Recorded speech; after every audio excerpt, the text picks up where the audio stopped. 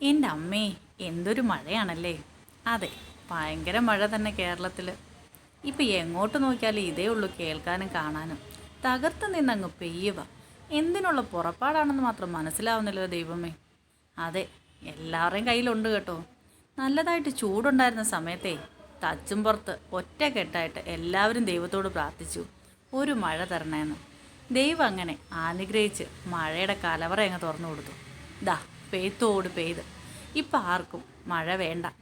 എന്നാൽ ഞങ്ങൾ പത്തനംതിട്ടക്കാർക്കേ ഒരു പ്രത്യേകതയുണ്ട്.